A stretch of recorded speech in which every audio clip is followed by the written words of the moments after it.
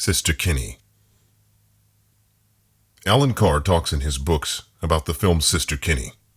In case you haven't seen it, it was about the time when infantile paralysis, or polio, was the scourge of our children. Polio engendered the same fear as the word cancer does today. The effect of polio was not only to paralyze the legs and arms, but to distort the limbs. The established medical treatment was to put those limbs in irons and thus prevent the distortion. The result was paralysis for life. Sister Kinney believed the irons inhibited recovery and proved 1,000 times over that the muscles could be re-educated so that the children could walk again. However, Sister Kinney wasn't a doctor. She was merely a nurse. How dare she dabble in a province that was confined to qualified doctors? It didn't seem to matter that Sister Kinney had found the solution to the problem and had proved her solution to be effective. The children that were treated by Sister Kinney knew she was right. So did their parents. Yet the established medical profession not only refused to adopt her methods, but actually prevented her from practicing. It took Sister Kinney 20 years before the medical profession would accept the obvious. The film was very interesting, and no doubt there was an element of truth. However, it was equally obvious that Hollywood had used a large portion of poetic license. Sister Kinney couldn't possibly have discovered something that the combined knowledge of medical science had failed to discover. Surely the established medical specialists weren't the dinosaurs they were being portrayed as. How could it possibly have taken them 20 years to accept the facts that were staring them in the face? They say that fact is stranger than fiction. I apologize for accusing the makers of Sister Kinney for using poetic license. Even in this so-called enlightened age of modern communications, even having access to the same, it is difficult to get the message across. The only reason that you are reading this book is because another ex-porn user has recommended it to you.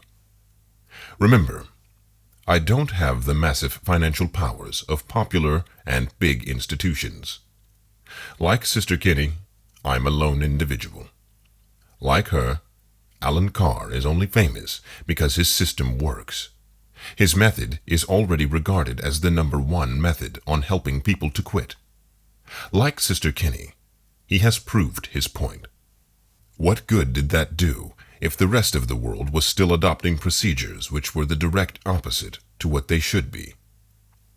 The last sentence of this book is identical to that in the original manuscript. There is a wind of change in society. A snowball has started that I hope this book will help turn into an avalanche. From my remarks above, you might have drawn the conclusion that I am no respecter of the medical profession. Nothing could be further from the truth.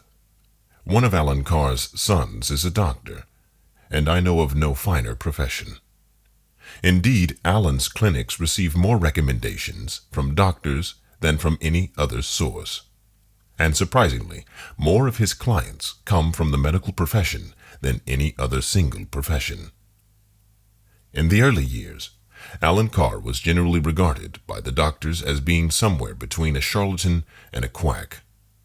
Allen is no more, and his clinics don't provide services for porn sufferers, probably due to non-coverage by insurance companies. I would not know, but I can tell you that this method works.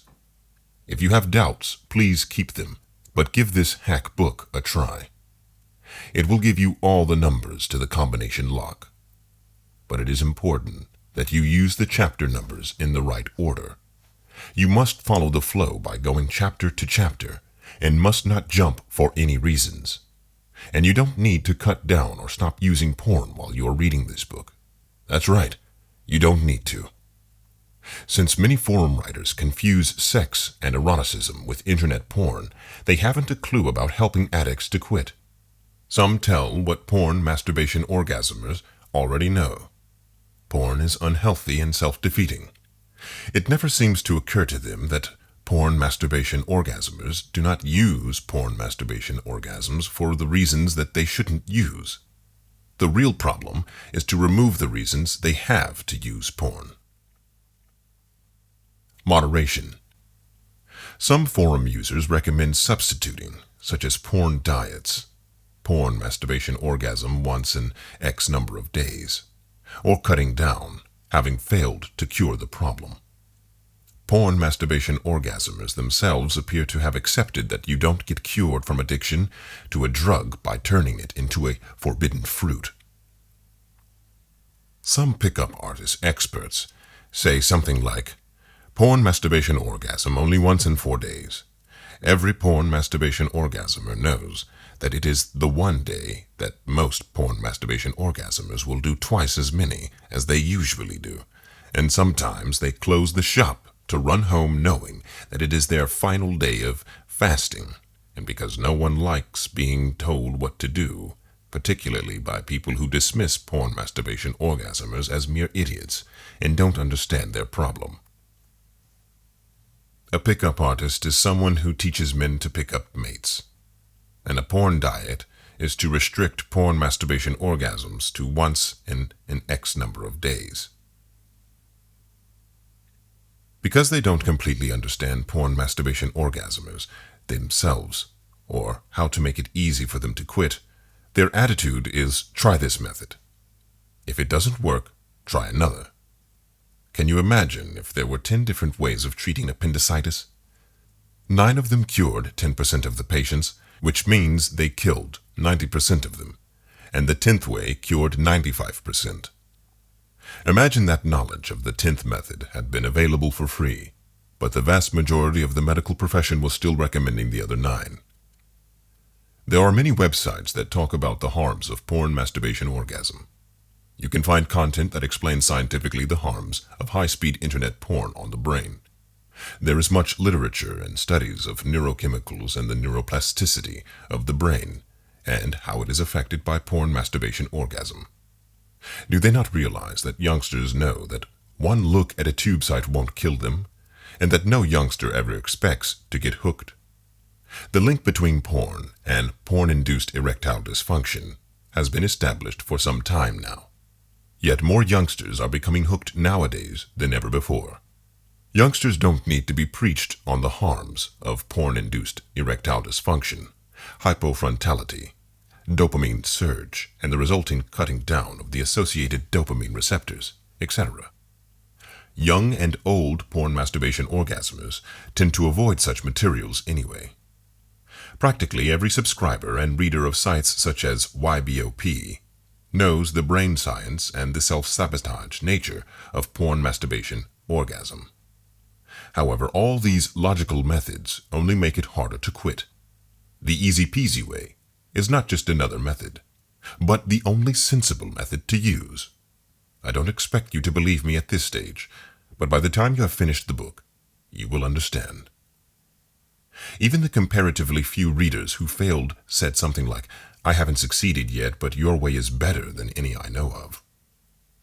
If when you find the book, you feel that you owe me a debt of gratitude, you can more than repay that debt, not just by recommending Easy Peasy Way to your friends, but whenever you see or read an article advocating some other method, email to them asking why they aren't advocating the Easy Peasy Way.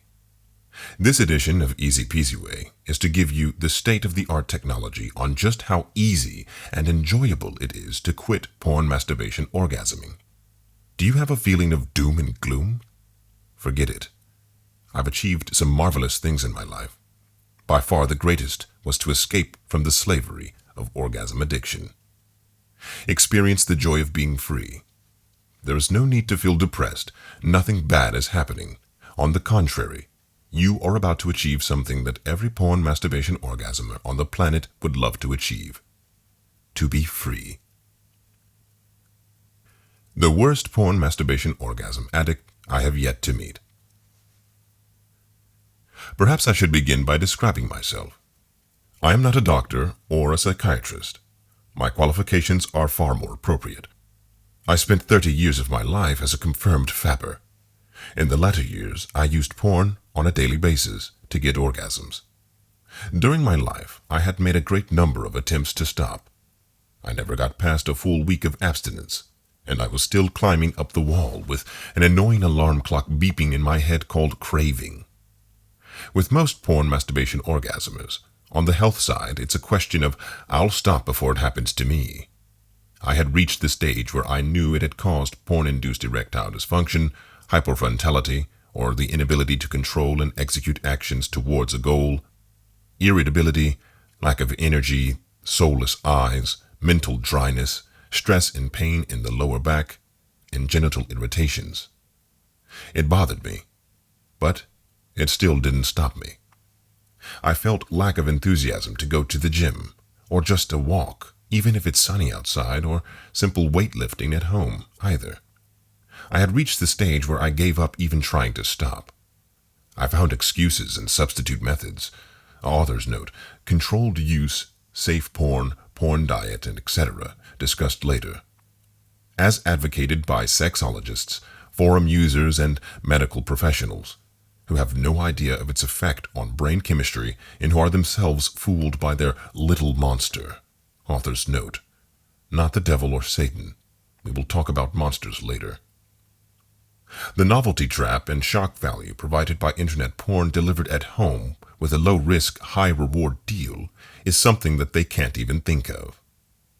They are still in the static Playboy era, and the younger ones have buried their heads in the sand so they can still continue to porn masturbate and orgasm. The porn masturbation orgasm chore. The worst part is it was not so much that I enjoyed the porn masturbation orgasm. It was just doing it routinely. A chore, like slipping down the water slides. In fact, there are brain water slides greased well by the neurochemicals, delta phos-B proteins, made by dopamine, which store emotion scripts for easy recall. We'll be discussing that later. A simple cue, such as a commercial, or a day-to-day stress that got relieved temporarily by porn masturbation orgasm, is all it takes to complete the ride down the water slide. Sometime in their lives, most porn masturbation orgasmers have suffered from the illusion that they enjoy the ride, the novelty, the rush, and of course the orgasm. But I never had that illusion. I have most times detested the porn, even when I liked the orgasm. But at all times I thought a release from porn masturbation orgasm helped me to relax. It gave me courage and confidence, and I was always miserable when I tried to stop, never being able to visualize an enjoyable life without porn masturbation orgasms. And so my porn masturbation orgasm habit, which had started before my marriage, stayed with me during and after my marriage was over. I had experienced porn-induced erectile dysfunction, but I blocked it out and found excuses. It happens to every man. Well, it does, of course, but it happened to me again and again. My penis. I found it difficult to get it hard when I was with a real woman. Could it be because I had habituated it to work in limp mode? Later I found that it was hard for me to get hard even with porn. I was able to get my alcohol intake under control. Cigarettes were on and off, and I rode through divorces.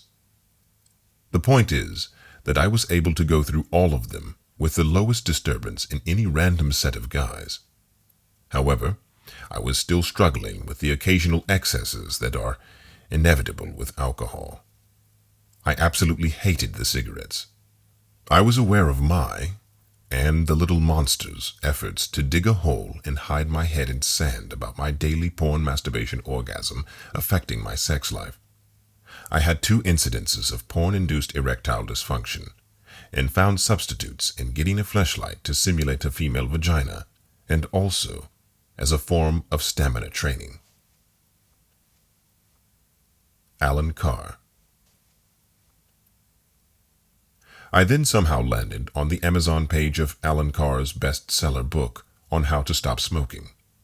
I used it to quit my smoking by the time I had completed the reading. I felt so light and happy about quitting. How can I not be? I don't have the feelings of misery and self-sacrifice. I don't even feel the resistance to temptations that most feel, which taxes their willpower. I know I found something that will work for me.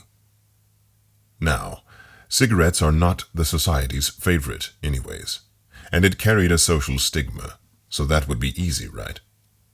I then challenged myself to my next problem, alcohol, where my frequent excesses were starting to bother me.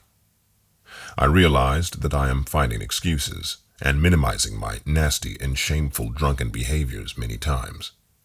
I can also see I am using it as a crutch, and also as pleasure, but more of the former. I guess that it has to do with my nature of being melancholic, and yes, I was able to kick that habit as well. I then naturally applied the same techniques on porn, masturbation, orgasm. With a little bit of doubt, I have to agree. But as I started to relate his method to porn, masturbation, orgasm, I found a lot of the big monster, not the devil or Satan. Brainwash and social conditioning were pretty much the same. I later learned that the brain reacts the same in all these above cases as well, thus confirming my deduction. The important discovery that I made during this time is there is nothing called controlled use. Pangs? Never, never, never. During those awful years as a porn, masturbation, orgasm user, I thought that my life depended on this pleasure that I allowed myself in the nights, and I was prepared to die rather than to be without them. Today, when someone asks me whether I ever have the old pang, the answer is never, never, never, just the reverse. I've had a marvelous life. I have been a very lucky man, but the most marvelous thing that has ever happened to me is being freed from that nightmare, that slavery of having to go through life systematically destroying my self-worth, handicapping my ability to experience natural full arousal, seeking immediate pleasures at the cost of long-term gains, and torturing myself with physical fatigue for a momentary surge. Let me make it quite clear from the beginning. I am not trying to become a mystic. I do not believe in magicians or fairies. I have a scientific brain, and I couldn't understand what appeared to me like magic. I started reading up on hypnosis and on porn, masturbation, orgasm. Nothing I read seemed to explain the miracle that had happened. Why had it been so ridiculously easy to stop? Whereas previously it had been weeks of black depression. It took me a long time to work it all out, basically because I was going about it back to front. I was trying to work out why it had been so easy to stop, whereas the real problem is trying to explain why porn, masturbation, orgasmers find it difficult to stop. Porn, masturbation, orgasmers talk about the terrible withdrawal pangs, but when I looked back and tried to remember those awful pangs, they didn't exist for me. There was no physical pain. It was all in the mind. I am very happy in helping other people to kick the habit, and let me emphasize from the start, there is no such thing as a confirmed porn, masturbation, orgasmer addict. Anybody can not only stop, but find it easy to stop. It is basically fear that keeps us in the porn trap. The fear that life will never be quite as enjoyable without porn, masturbation, orgasm, and the fear of feeling deprived. In fact, nothing can be further from the truth. Not only is life just as enjoyable without them, but it is infinitely more so in many ways, and extra health, energy, and well-being are the least of the advantages. All porn, masturbation, orgasmers can find it easy to stop porn, even you. All you have to do is read the rest of the book with an open mind. The more you can understand, the easier you will find it. Even if you do not understand a word, provided you follow the instructions, you will find it easy. Most important of all, you will not go through life moping for porn, masturbation, orgasm, or feeling deprived. The only mystery will be why you did it for so long. Let me issue a warning. There are only 2 reasons for failure with my method. 1. failure to carry out instructions. Some people find it annoying that I am so dogmatic about certain recommendations. For example, I will tell you not to try cutting down or using substitutes, porn diets, safe porn, etc. The reason why I'm so dogmatic is because I know my subject.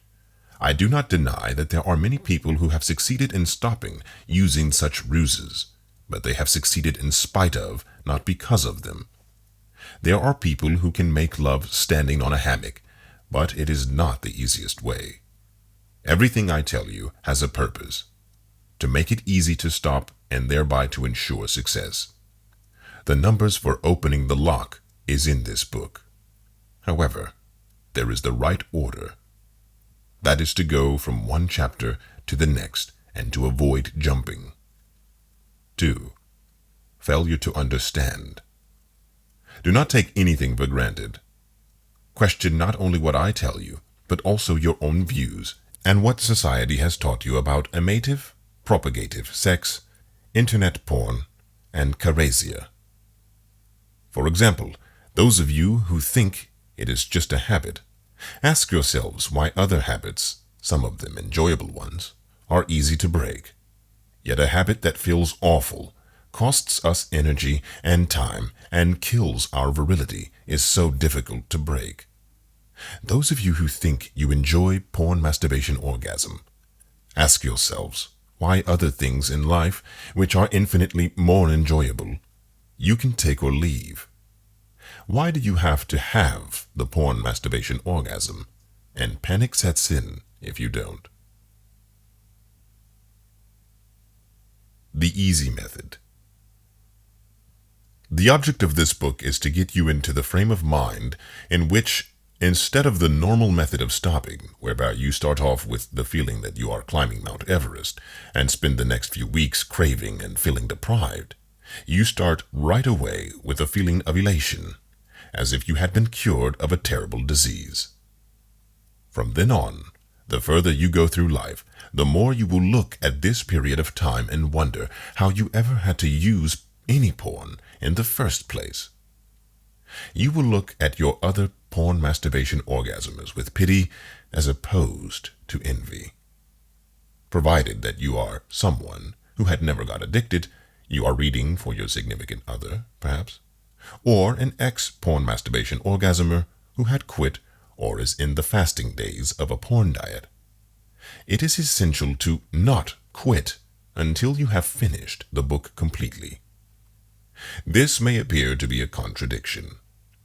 Later, I shall be explaining that porn does absolutely nothing for you at all. In fact, one of the many conundrums about internet porn is that when we are actually masturbating to a porn clip, we look at it and wonder why we are doing it. It is only when we have been deprived that the craving for porn masturbation orgasm becomes precious. However, let us accept that, whether you like it or not, you believe you are hooked. When you believe you are hooked, you can never be completely relaxed or concentrate properly unless you are using porn masturbation orgasm. So do not attempt to stop porn masturbation orgasm before you have finished the whole book. This instruction to continue to masturbate using porn until you have completed the book has caused me more frustration than any other. As you read further, your desire to masturbate to porn will gradually be reduced. Do not go off half-cocked. This could be fatal. Remember, all you have to do is to follow the instructions in the right order. When I first started writing on forums, many of the readers also quit purely because I had done it. They thought, if he can do it, anybody can. Over time, I managed to persuade the ones that hadn't stopped to realize just how nice it is to be free. I gave my hackbook for free upon request. I worked on the basis that even if it were the most boring book ever written, they would still read it, if only because it had been written by an ex-porn masturbation orgasmer.